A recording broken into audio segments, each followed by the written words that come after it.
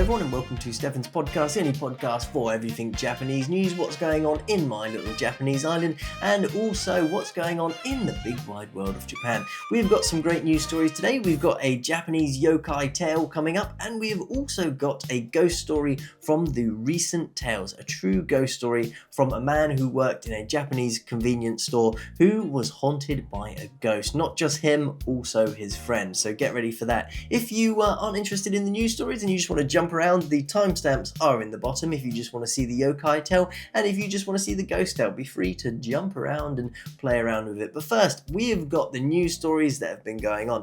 Now, firstly, it was the JLPT this week, and if you don't know what that is, that's the Japanese language proficiency test. Many people across Japan who aren't from Japan come over, or they take it in their own countries, and you get a grade to see where you are. 5 being the easiest and 1 being the hardest. I this year tried to take JLPT 4, my sister tried to take JLPT 5, and a lot of my friends were sort of all over the map when they were taking it. Some were 2, some were 3, some were 2, and I think 1 was even 1. And that is, JLPT 1 is very, very difficult. That is like you are university degree level. But it's the weirdest test that I've ever taken, and the most strictest test which I've ever taken anywhere across the world. And I even tried years and years ago to become an American lawyer. I took the New York bar exam, and compared to that, the examiners are nowhere near as strict. It's crazy. So before you go in, you have to send off a picture of yourself, and you get given a ticket to come in and take the exam. On the ticket, you have a number and you have your picture on your ticket. You have to bring that to the exam, and when you go into the room, they have your picture on file, and they look at the one that you've submitted. You have to sort of like prove that you're the person taking the test, and then you have to write your numbers down. You also, this year, which I don't think I had to do the year before, you had to put your mobile phone into a paper bag, and if it went off any time during the exam, for some people, they were given red cards for this, which means you're disqualified, you're kicked out of the exam, and your marks mean nothing. And I've heard some news stories from different places that some people's phone went off during the test and they only got a yellow card for it. So this is a bit of a controversy. Everyone that I have spoken to have said that 2 or 3 people in their room got given a red card for some sort of infringement. Some of them were phones going off, some of them were touching their phones when they weren't meant to, and it just went all around like that. But I have to say, they've really, really cracked down on it since my last year taking it. I mean, it wasn't even last year. I mean, it was 6 months ago. It's crazy how strict they are. It's actually almost, it's uncomfortably strict. Like when you go in, you feel like you're taking some test to be like a prisoner or something. It's not a nice feeling. Apart from me, this year it was a little bit more relaxed for me. I managed to get, because I'm dyslexic, I submitted all of my evidence to prove that I was dyslexic, and in all my exams at university, I had extra time because of this, and they gave me extra time during this test, which is really good.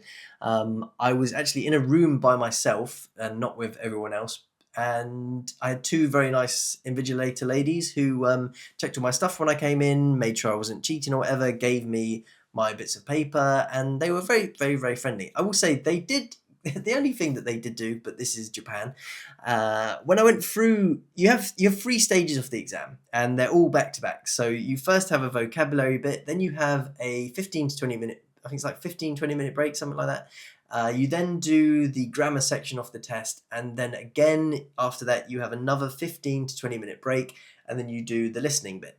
And like I said earlier, you have a picture, and they have the numbers on everything. Now, in every single section of the test, they redo the rules again, like you've come in for the first time. So bearing in mind, they've stared at me now for like 2 hours.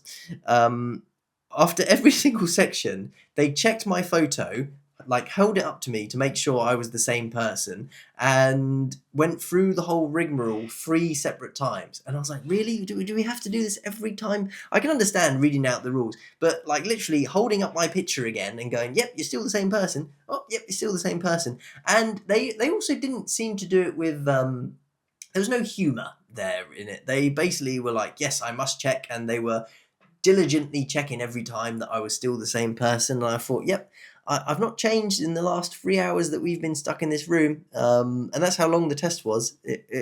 My test went on from 3:15 to 6:50. So minus all the breaks is about a 3 hour test. So very, very long test. Glad to be finished with it. If you do take the JLPT, just be prepared for this, that they are very, very, very strict. I mean, on the desk, you can only have like a couple of pencils and an eraser. You can't have a sharpener for whatever reason.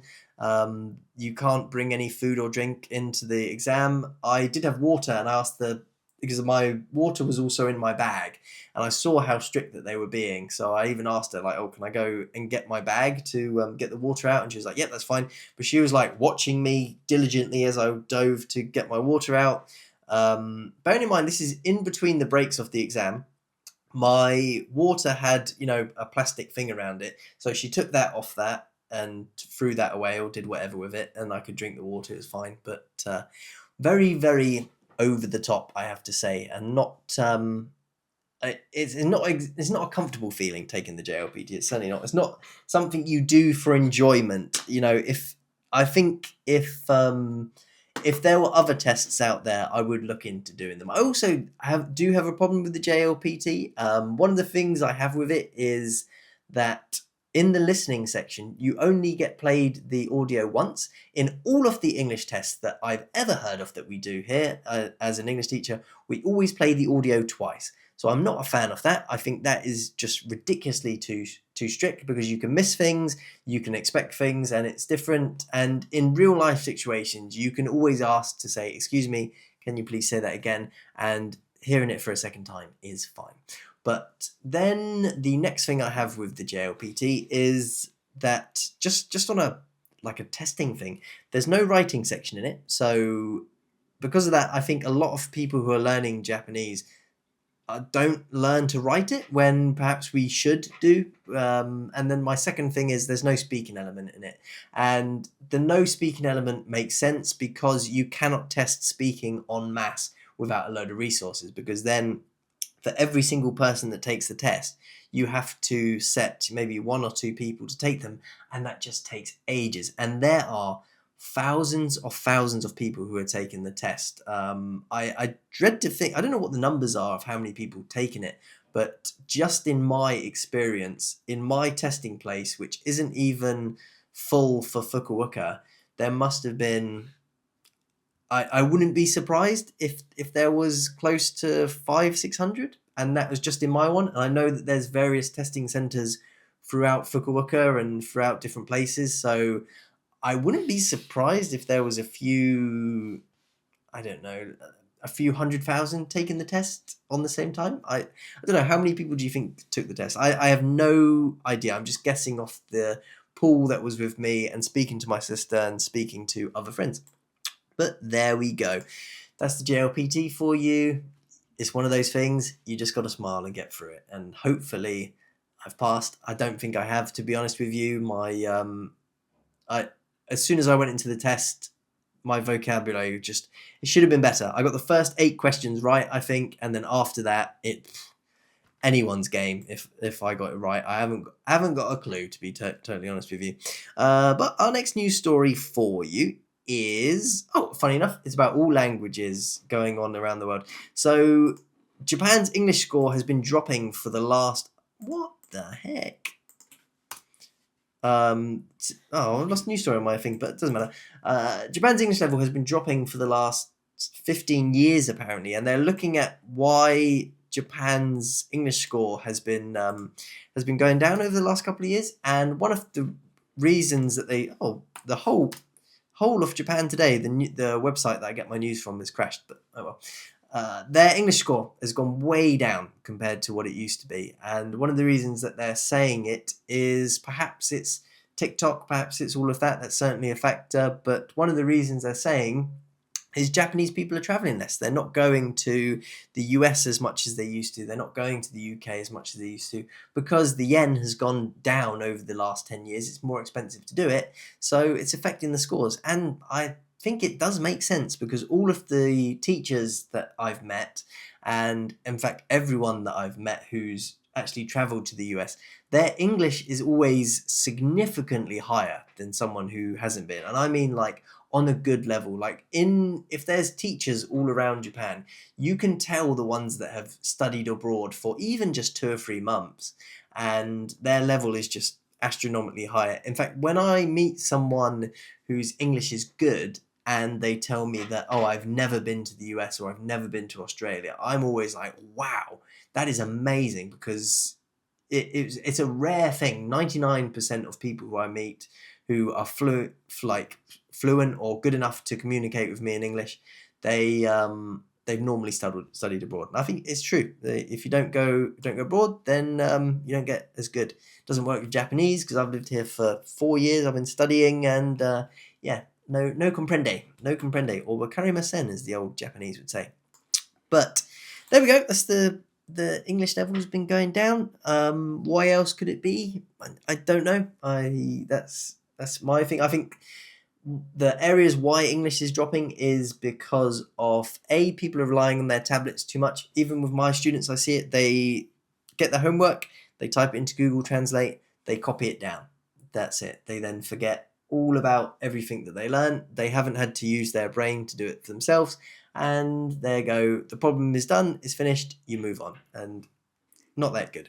And then probably it's true. People aren't traveling abroad as much, and perhaps people just don't have the money at the moment to pay for extra English lessons. That could be it. Or there's a possible third theory, that because the yen has gone down so much, even though more people are traveling to Japan and more people are want to come to Japan to work, they're not necessarily bringing in people who were English teachers and who were wanted a good English teaching salary.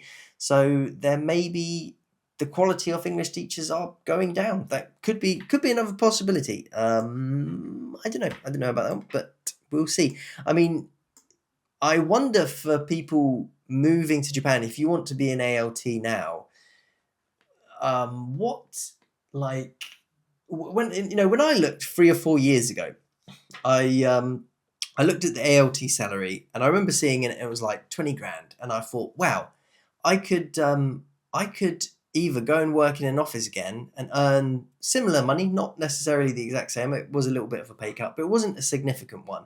Whereas compared to now, my salary in pounds has gone down by a third in the last 3 years. So I wonder, if you've just graduated university, yeah, you might want to go and live in Japan for a few years, but career-wise, maybe not the best decision. So I don't know. I've got no idea. That's just me rambling about it. But our next news story coming out from Japan is about government spending in Japan, and some government people, they've been a little bit naughty. They certainly have. Last year, a member of Japan, last year, the Fund Management Organization of Japan's Restoration Party, a member of the House of Councillors, spent approximately 120,000 yen from political funds to go to, it's like Kobukucho. They're kind of like girls' bars, from my understanding of them, and basically they do very similar things to girls' bars. They come, they flirt with you. They like your cigarettes, you sit with them, they chat to you, and you pay exorbitant fees. But basically, he's been paying out of party funds, going to bars that he probably shouldn't be putting it on funds. And it's funny how every single politician in the world, they always get caught for things like this, don't they? In the UK, we had a few years ago, we had a big scandal in the UK about maybe 10, 20 years ago, about funds being used for wrong things. It's happened in Japan, it happens in the US, just every single country that you see. When it comes to politicians and funding, they always spend it on things that they shouldn't have. And I mean, come on.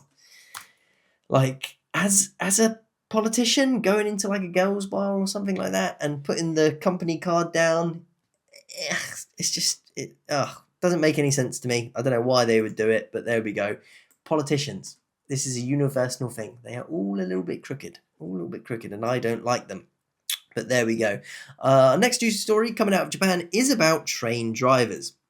Now, Japan is moving to more autonomous trains, so less actual drivers. And apparently, normally, I think the way it works at the moment is they will have an autonomous train, but maybe they'll have a driver walking around up and down the train. He's also taking tickets, but he can fully control the train.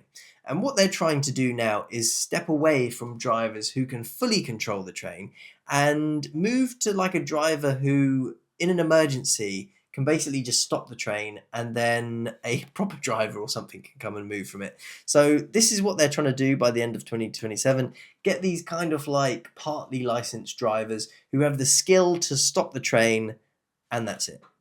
So in an emergency they can just do that, and basically they just let the computer drive it. It goes on the tracks and it has a lovely time.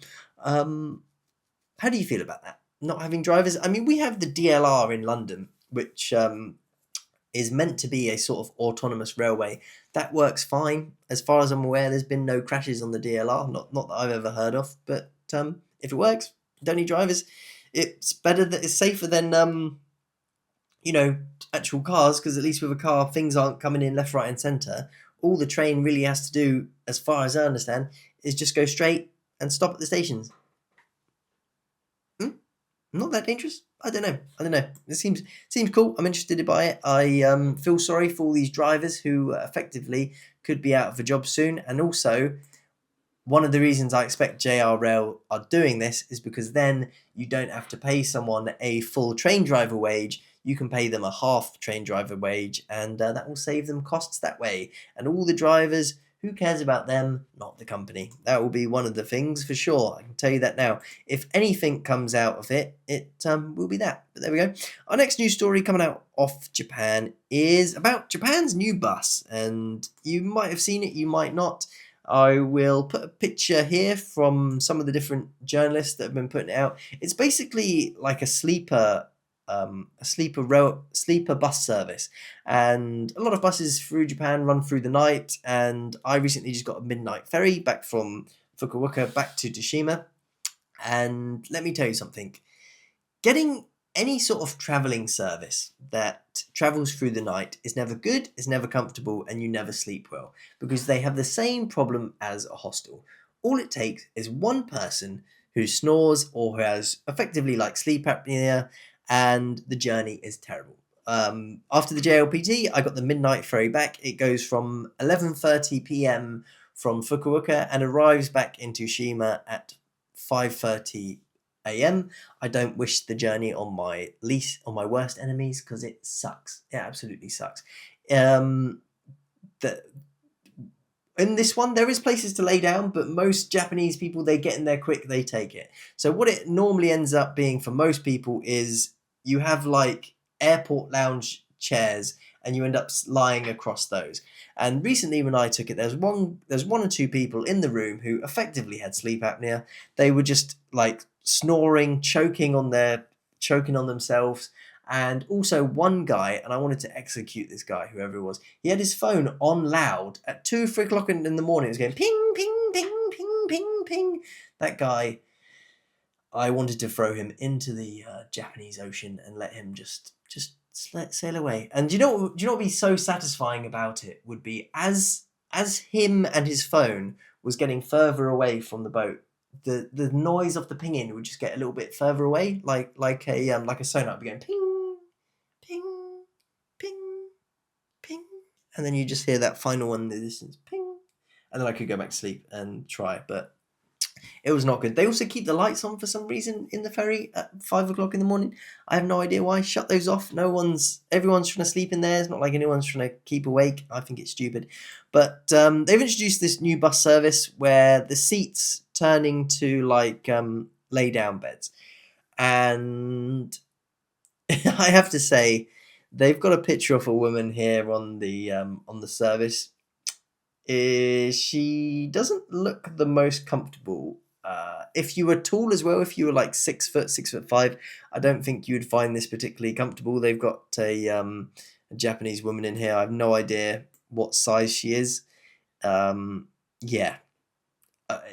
doesn't look comfortable to me. I wouldn't want to do this, but if I had to do it, the best thing about basically traveling overnight is it saves you a hotel fee. And But one of the problems I've always had with all of these things, and I travel around Europe a lot, getting fixie buses back in the day, and I would get the overnight buses on them, and it's never, you're never rested. You're always better off. Stefan's travel advice: if you're going to travel around somewhere, just spend the extra night and get a hotel, because you end up getting to the place absolutely exhausted. If you're staying in like a town or something, you can't check in until 3 o'clock. So your morning is spent kind of wasted in this like tired haze. You're not really have any energy to do the sightseeing you want to do. You've got your bag with you. Just chill out for the hotel and the proper travel. But hey, they have them now. There's these buses. They have beds. You can sleep in them. They don't look overly comfortable, but there we go. Our next news story coming out of the old Nihon is about people studying law here in Japan, and saying that there's a few prestigious universities where a lot of people used to come and study law, but they said they're not getting the numbers anymore, because people are worried that they're not going to have a proper career in law, and that they're worried that they're basically effectively wasting their time doing it. A lot of skills that were in law, like researching, are being outsourced, as far as I'm aware, to things like ChatGPT and all sorts of other AI services. So I don't know, and it's a very few percentage of people who study law actually go into becoming professional attorneys. I have a law degree, and I have to say, if I could go back in time and choose the subjects that I was going to choose, I don't necessarily know if I would choose law. It is a good. I think it has been good in helping me get jobs in the past, but I think I would have been much better going into marketing. That basically would have been my skill. I would have liked to, at university, spent a lot more time learning how to use like Photoshop, Premiere Pro, but it was 10 years ago, and this is the big problem about university is most people don't really know what they want to do until you finish university, because you've never worked in an office, or you've never worked in like a company or something, and it's not until you get into a company and kind of see like what everyone's actually doing that you go, oh no, actually that bit there, that's the bit that I want to be doing. That looks like fun. This bit here is not fun, and you learn from that way. And that's how I did it. I learned through my I just like sales. What was my title? I was like customer service, sales, and logistics sort of thing. And I saw what the people were doing in marketing. I was already making like YouTube videos on the side, and I was like, oh, actually, that looks way better. I'd much rather go into marketing. But there we go. Marketing would be for me. If I had advice to people who like doing creative things, marketing is probably your best bet. And maybe do marketing and business studies on the side. Those two together, I think, are very, very good degrees. But I don't know what jobs are like for them now. I have no idea what the job market is like in the UK or anywhere else in the world, because it's a tough market, let me tell you that. It really is. But there we go. Law.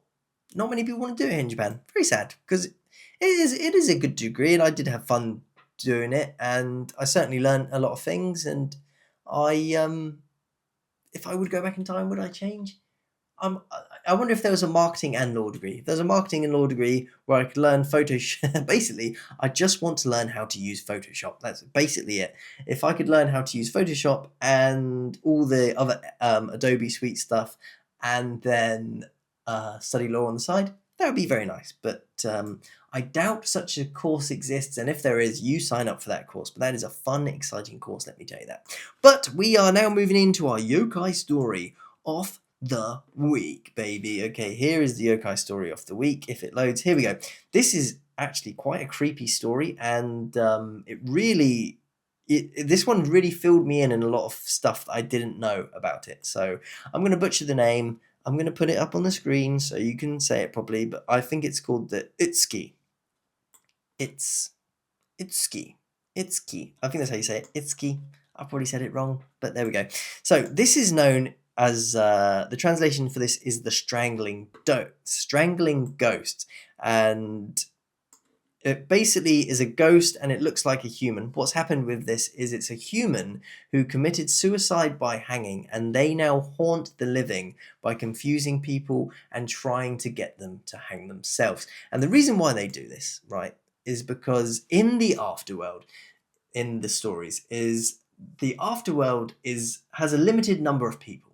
And once that number gets so full, you get to go back to Earth. But the only way that you can go back to Earth is if someone dies by the exact same way that you died. So, which means that if you die by falling off a building, someone else has to die by falling off another building. If you want to go back and be reincarnated, someone else, if you hung yourself, they have to hang themselves so you can go take their place back in the mortal life and carry on. So they will do everything in their power to try and get you to try and sort of get back to. They'll talk you into it. If you're having a bad night, there'll be that whispering voice that you hear in the back of your ear going, do it now. But it's a terrible story. So I'll just read you one of the things from the place where I get a lot of my news stories are yokai.com. It's a very good database for yokai and everything going around. They also, if you go on Wikipedia, there are ghost stories. There's loads of places that I've done. Normally what I will do is I did have a big list on Wikipedia and I'd go through all those. Sometimes I research a news story on yokai.com. I'll read his kind of like summary of it, and then I'll go and find different news, like different places, just to back up his references. But it is a very good story. But I'll just read you one of the stories from there. A famous story comes from, again, butchering the name. Sorry, Japanese names are very difficult. I lived here for 5 years. It should be better, I know, but just give me a break, okay? From Kimichi, the Old Edo, one evening, a rich man held a banquet at his estate. His friend, who was supposed to help out with the banquet, didn't show up. The man waited, and eventually his friend finally appeared, much later than expected. "I'm sorry, but something came up. I stopped to tell you I can't make it tonight." He turned to leave, but the man stopped him and demanded to know what was so important that he couldn't help him out at this banquet. I promised to hang myself from Kumuchi Gate," he replied, and once again turned to leave. The banquet guests thought his friend had gone mad and that they were joking, but no, they refused to let him leave. Despite his struggles, they held him back and forced him to drink with them. Eventually, he calmed down and stopped resisting. Late into the night, a messenger arrived. The news that a man had just hanged himself from Kumuchi Gate. The guests were shocked. The host became convinced that Itsuki had possessed his friends. The ghost must have grown tired of waiting for him and returned from the party and convinced a different man to kill himself instead. He demanded that his friend explain what happened before he arrived. His friend confessed that night was like a dream and he could not remember much. He had made his way to Kumuchi Gate, I think that's how you say it. A stranger approached him. He heard a voice say, hang yourself here and die." He was unable to resist, but he explained to the stranger that he had a prior engagement. He begged the voice to let him leave, but he wouldn't do it. He said, "Let me attend the banquet first." They eventually agreed to let him go, but they managed to stop him from hanging himself. Whoa! What a creepy ghost story, right? Itsuki, that is terrifying. Now, the image that yokai.com has got is basically a very similar to just like a human ghost, and looking at my my other things, there wasn't really much more any images that I could find apart from it just basically looks like a human who has a sort of ghost-like figure. Apart from it must pull up with another anime character called Itsuki. I have no idea what this Itsuki, what's her name? Itsuki Nanako. Who is this? This is some anime person. Itsuki's a charm. Oh, this is a different story. So Itsuki Nanako is a charming and endangered character from the popular anime series, the Quintessential oh god, that's a mouthful. The Quintessential Quintuplets. The Quintessential Quintuplets. Oh my god, this is in English. I can't even read it. With her striking red hair and captivating brown eyes, Itsuki is a protagonist. Well, that sounds lovely. I've not seen that anime, but She looks far better than a ghost that tries to get you to hang yourself, that's for sure. She looks actually very pleasant compared to the other one. But let's move on to our next ghost story. So this is a ghost story that I found from the last couple of years, and it's the story of a man who worked in a convenience store and who, while closing up, is said to have seen a ghost. A very scary ghost. Okay, so let's go in. So the story started off with, I didn't believe in ghosts at all until this happened. About 2 years ago, I was working part-time at a rural convenience store that closed at 11 p.m. That night, my junior co-worker Sato and I were waiting together. By 10:45, we had already finished our closing tasks, locked the entrance, turned off the lights, and gone into the back room to read manga. We were waiting until 11:30 when we were allowed to clock out, and suddenly, ding dong, the entrance chime rang. I checked the surveillance monitor set up, and we could see a woman with long hair and a white dress was standing outside, but her face was hidden. Sato, someone's there. Go check, he said. He went looking around and came straight back. There's nobody there. No. I saw them on the monitor. But Saito insisted he didn't. He can be the type to deny that he made a mistake, so I simply brushed it off.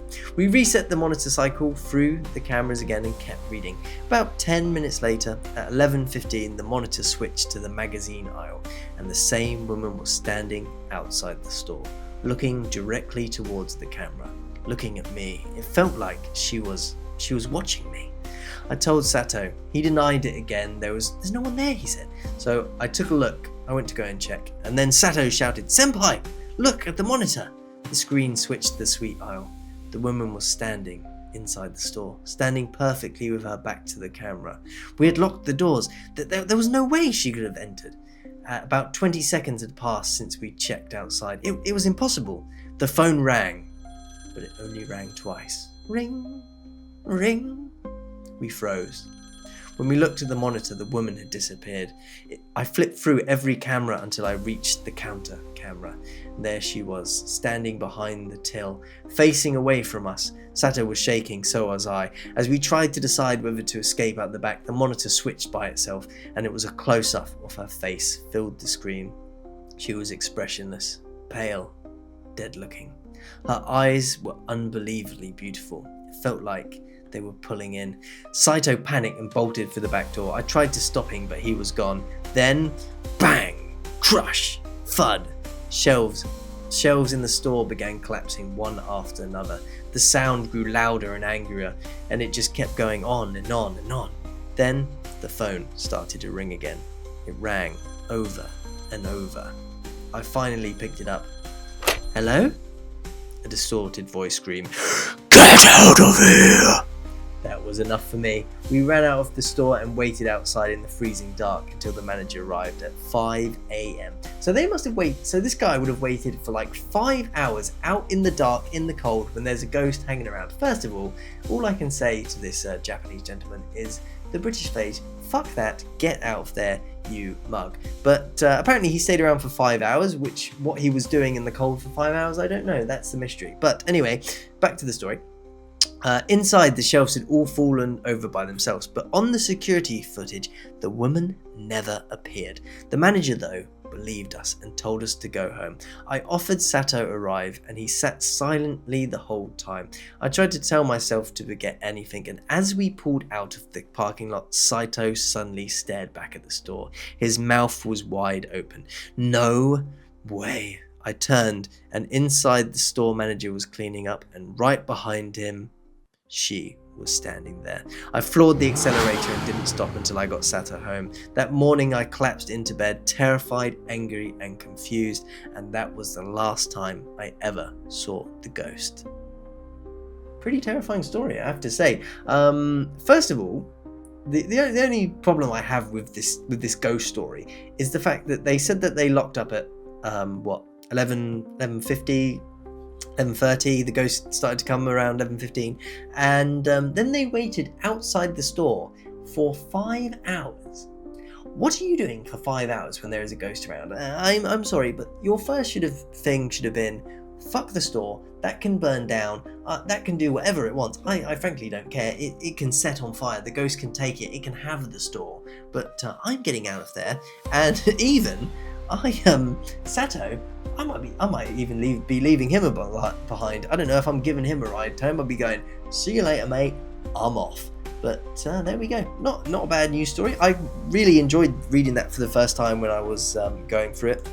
That news story was translated from Japanese, so there may have been a few changes that got made in the translation. I also had to, in the translation that it did, there was a lot of waffle in it, so I've tried to cut that out and condense it as much as possible to make it still interesting. But yeah, good story nonetheless. I will. Do I have a link for where I found it? I hope I have a link. Do I have a link for where I found it? Yes, I did. No, I don't. Okay, well, if I find the link for where I found this news story, this ghost story, I will put it on. It was on some like forum somewhere, and it was interesting nonetheless. I'll put it in the old description as I always do if you want to go and read the uncondensed Japanese story. But it was a very good news story. I found that very, very interesting. That is pretty much it for the podcast. There is one final thing that I probably should have mentioned in the at the beginning when I was doing all the news.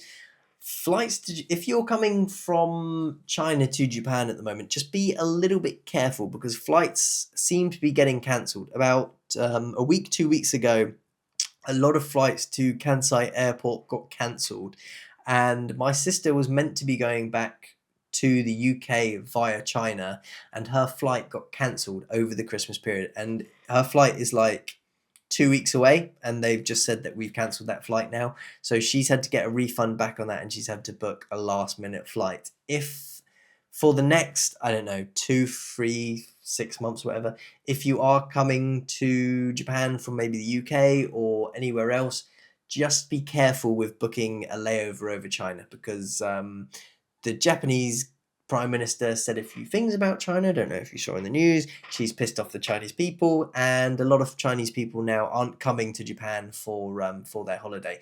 A friend of mine who works in hotels, they said that they had like millions of yens worth of bookings be cancelled by Chinese people because of what this political thing that's going on. It's like really, really stopped Chinese people coming here.